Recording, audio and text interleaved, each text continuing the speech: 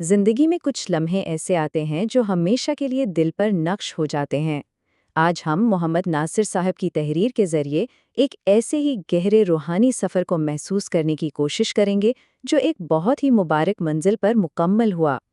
آئیے اس خوبصورت احساس میں شریک ہوتے ہیں۔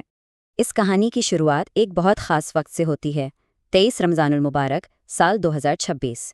یہ صرف کوئی عام تاریخ نہیں ہے، بلکہ یہ وہ بابرکت لمحہ ہے جو اس پورے تجربے کو ایک خاص پس منظر دیتا ہے۔ تو اس سفر کا مرکز کیا ہے؟ وہ کون سا لمحہ ہے جو سب سے اہم ہے؟ وہ ہے قرآن مجید کی تکمیل کی عظیم سعادت، ایک ایسی خوشی جو کسی بھی مومن کے لیے زندگی کی سب سے بڑی نعمتوں میں سے ایک ہے۔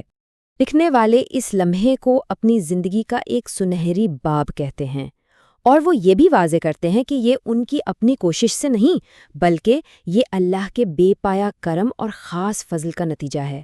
یہ وہ احساس ہے جب انسان کو لگتا ہے کہ اس پر کوئی خاص مہربانی ہوئی ہے، اور جب دل ایسی خوشی اور شکر سے بھر جائے تو زبان سے بے اختیار کیا نکلتا ہے؟ الحمدللہ رب العالمین۔ یہ وہی پکار ہے جو سیدھی روح سے آتی ہے، اور ہر تعریف کا حقدار صرف اور صرف تمام جہانوں کے رب کو ٹھہراتی ہے۔ لیکن کیا یہ سفر اکیلے طے ہوا؟ نہیں۔ مصنف ہمیں بتاتے ہیں کہ اس روحانی راستے پر وہ تنہا نہیں تھے، بلکہ انہیں ایک مبارک ساتھ بھی میسر تھا۔ اس عظیم سعادت میں ان کے ساتھ محترم مولانا کاشف صاحب کی پرخلوص رہنمائی اور رفاقت بھی شامل تھی، اور یہ بات ہمیں یاد دلاتی ہے کہ اچھے کاموں میں، خاص طور پر روحانی سفر میں، ایک اچھے ساتھی یا استاد کا ہونا خود کتنی بڑی نعمت ہے۔ اچھا، اب ذرا اس سفر کے سب سے گہرے پہلو کی طرف چلتے ہیں۔ وہ اندرونی کیفیت، وہ روحانی تجربہ جو مصنف نے محسوس کیا، یہ ایک ایسی چیز ہے جسے شاید لفظوں میں پوری طرح بیان کرنا ممکن ہی نہیں۔ ذرا یہ الفاظ سنیے۔ یوں محسوس ہوا جیسے ہر آیت دل کے نہاں خانوں کو منور کرتی چلی گئی۔ سبحان اللہ، کیا خوبصورت انداز ہے یہ بتانے کا کہ قرآن کے الفاظ صرف زبان سے ادا نہیں ہو رہے تھے، بلکہ وہ سیدھا دل کے اندر اتر کر اسے روشن کر رہے تھے۔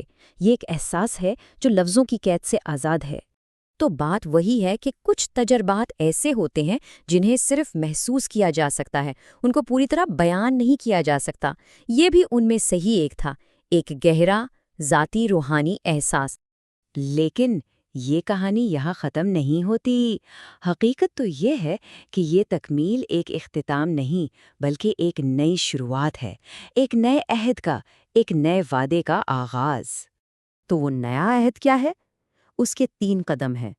پہلا، قرآن کو صرف پڑھنا نہیں بلکہ اسے سمجھنا ہے۔ دوسرا، جو کچھ سمجھا ہے اس پر عمل بھی کرنا ہے۔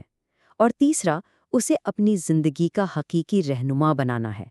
یعنی یہ صرف ایک لمحاتی کیفیت نہیں تھی، بلکہ ایک زندگی بھر کا عزم بن گیا۔ اور آخر میں مصنف اپنے اس ذاتی تجربے کو ایک اجتماعی دعا میں بدل دیتے ہیں، ایک ایسی دعا جو صرف ان کے اپنے لیے نہیں بلکہ ہم سب کے لیے ایک امید بن جاتی ہے۔ وہ کیا دعا کرتے ہیں کہ اے اللہ، ہمیں اپنے کلام پر عمل کی توفیق عطا فرما، اسے ہمارے سینوں میں محفوظ رکھنے کی ہمت دے، اور اس پیغام کو دوسروں تک پہنچانے کی بھی توفیق عطا فرما۔ اور پھر ایک عاجزانہ التجا کہ اس معمولی سی کوشش کو اپنی بارگاہ میں قبول فرما، اور اسے ہمارے لیے دنیا اور آخرت دونوں میں کامیابی کا ذریعہ بنا دے۔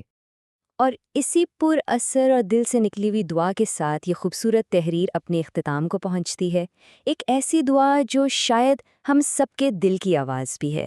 آمین یا رب العالمین۔